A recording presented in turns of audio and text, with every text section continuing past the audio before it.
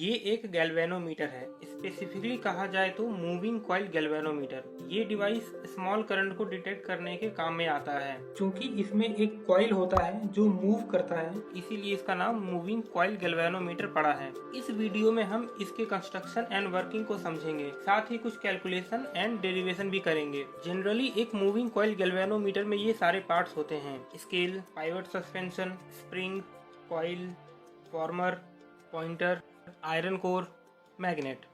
आइए बेसिक से समझते हैं इसके वर्किंग के बारे में। इसका वर्किंग इलेक्ट्रिसिटी के मैग्नेटिक इफेक्ट पे आधारित होता है, जिसके अनुसार जब किसी वायर में इलेक्ट्रिसिटी पास करते हैं तो उसके आसपास मैग्नेटिक फील्ड बनता है। अगर इसे किसी मैग्नेट के पास लेकर जाएंगे तो दोनों में इंटरेक्शन होगा। इस इंटरेक्शन की वजह से इस वायर पर एक फोर्स लगता है। इस फोर्स का डायरेक्शन जानने के लिए हम फ्लेमिंग के लेफ्ट हैंड रूल को इस्तेमाल करते हैं। इसके अनुसार लेफ्ट हैंड को ऐसे रखेंगे कि थंब, मिडिल फिंगर और इंडेक्स फिंगर आपस में परपेंडिकुलर रहे। अगर मिडिल फिंगर करंट का डायरेक्शन में है और इंडेक्स फिंगर मैग्नेटिक फील्ड के डायरेक्शन में है तो थंब वायर पे लगने वाला फोर्स का डायरेक्शन बताता है। इस फोर्स का स्ट्रेंथ करंट के स्ट्रेंथ और मैग्नेटिक फील्ड के स्ट्रेंथ दोनों पे डिपेंड करता है। साथ ही साथ इसके डायरेक्शन पे भी डिपेंड करता है, यानी कि करंट का डायरेक्शन बदलने से या मैग्नेटिक फील्ड का डायरेक्शन बदलने से फोर्स का डायरेक्शन भी बदल जाता है।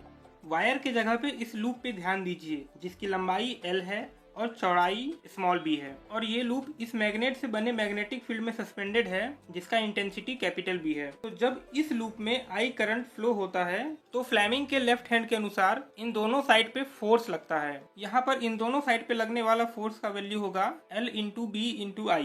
इन दोनों फोर्स की वजह से इस लूप पे एक टॉर्क लगता है जो इसको घुमाने की कोशिश करता है। आइए इस टॉर्क को कैलकुलेट करते हैं। इसके लिए मान लेते हैं कि कॉइल का एरिया वेक्टर और इस मैग्नेटिक फील्ड के बीच का एंगल थीटा है। तो यहाँ पर टॉर्क का वैल्यू हम लिख सकते हैं फोर्स इंटू रोटेशन एक्सिस से परपेंडिकुलर डिस्टेंस। इस कॉइल को ऊपर से देखने पर हम देख पाते हैं कि फोर्स का रोटेशन एक्सिस से perpendicular distance b/2 sin theta है। तो टॉर्क की वैल्यू हम लिख सकते हैं LBI into small b/2 sin theta. क्योंकि यहाँ पर दो फोर्स लग रहे हैं, इसीलिए इस पूरी इक्वेशन को 2 से मल्टीप्लाई करना पड़ेगा। फाइनली हमें मिलता है torque equal to L capital B I small b sin theta. यहाँ पर L और स्मॉल b ये दोनों को मल्टीप्लाई करने पर आपको इस कॉइल का एरिया मिलेगा, तो हम उसको उससे रिप्लेस कर सकते हैं। तो फाइनली हमें मिल जाता है IAB sin थीटा।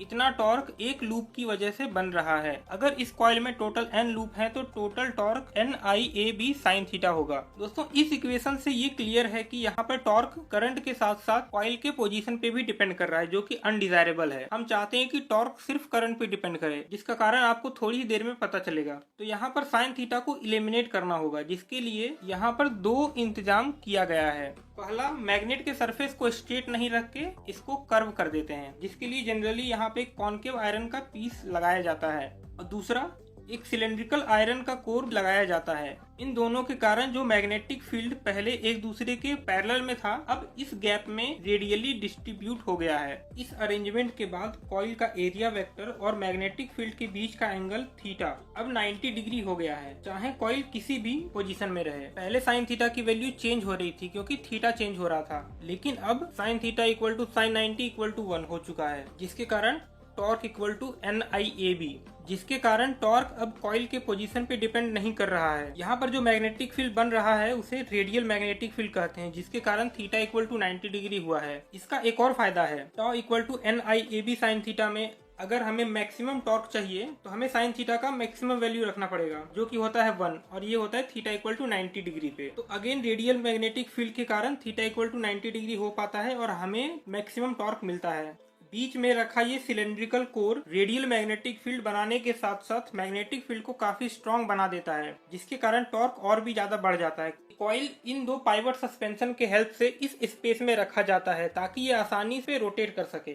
कॉइल के दोनों साइड 2 स्पाइरल स्प्रिंग लगे होते हैं जो इस पे रिस्टोरिंग टॉर्क लगाते हैं। इस तरह की स्प्रिंग का टॉर्क इसके डिफ्लेक्शन एंगल के डायरेक्टली प्रोपोर्शनल होता है। तो इसका restoring torque equal to K into phi, जहाँ पे K इसका स्प्रिंग कांस्टेंट है और फाई न्यूट्रल पोजीशन से इसका डिफ्लेक्शन एंगल है। तो यहाँ पर होता ये है कि जब कॉइल में करंट पास होता है तो इससे इलेक्ट्रोमैग्नेटिक टॉर्क डेवलप होता है। इस इलेक्ट्रोमैग्नेटिक टॉर्क के कारण कॉइल घूमने लगता है। इसके घूमने के साथ साथ स्प्रिंग भी घूमता है और स्प्रिंग का रिस्टोरिंग टॉर्क बढ़ने लगता है। एक एंगल पे आके इलेक्ट्रोमैग्नेटिक टॉर्क और स्प्रिंग का रिस्टोरिंग टॉर्क एक दूसरे को बैलेंस कर देते हैं और कॉइल इस एंगल पे आके रुक जाता है। तो इस पोजीशन के लिए हम लोग लिख सकते हैं k phi equal to NIAB, क्योंकि दोनों टॉर्क आपस में बराबर हैं। तो इसको रीअरेंज करने पर हमें फाई की वैल्यू मिलती है NAB/K इंटू आई।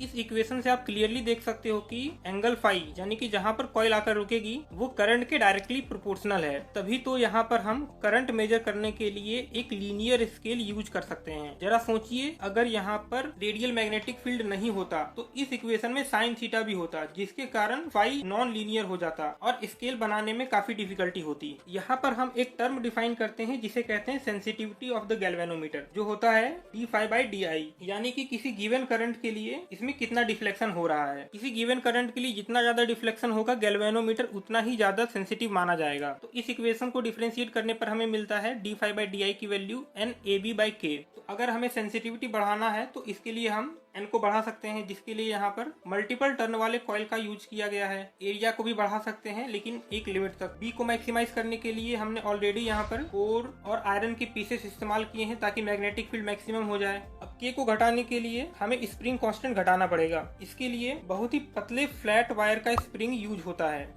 ये स्प्रिंग कॉइल तक करंट भी लेकर जाता है। कॉइल से जुड़ा ये पॉइंटर स्केल पर रीडिंग बताता है। तो ये गैल्वेनोमीटर अब बहुत ही स्मॉल करंट मेजर करने के लिए रेडी है, लेकिन अभी इसमें एक और इम्प्रूवमेंट बाकी है। मान लीजिए कि करंट की वजह से पॉइंटर को 10 पे जाके रुकना चाहिए, लेकिन एक्चुअली में क्या होगा, ये ऑसिलेट करेगा और धीरे धीरे 10 पे सेटल होगा। इसका ये ऑसिलेशन कॉइल के मास और स्प्रिंग की वजह से है, जो एक स्प्रिंग मास सिस्टम बनाता है और फाइनल वैल्यू पे ऑसिलेट करते करते सेटल होता है, जिससे रीडिंग लेने में देरी होती है। तो इसको सॉल्व करने के लिए कॉइल को एल्यूमिनियम के फॉर्मर पे लपेटा जाता है। ये फॉर्मर भी मैग्नेटिक फील्ड में रखा हुआ है। ऑसिलेशन करते टाइम इसमें एडी करंट बनता है, जिससे सिस्टम की एनर्जी घटती है और ऑसिलेशन जल्द ही खत्म हो जाता है, जिससे रीडिंग लेने में देरी नहीं होती। कुल मिलाकर aluminium farmer damping effect provide करता है। गैल्वेनोमीटर अलग अलग तरह का होता है पर बेसिक प्रिंसिपल सेम होता है। आई होप इस वीडियो के जरिए इसका बेसिक प्रिंसिपल आपको अच्छे से समझ में आया होगा। इस वीडियो को लाइक करिए, दोस्तों को शेयर कीजिए और चैनल को सब्सक्राइब कर लीजिए। वीडियो देखने के लिए धन्यवाद।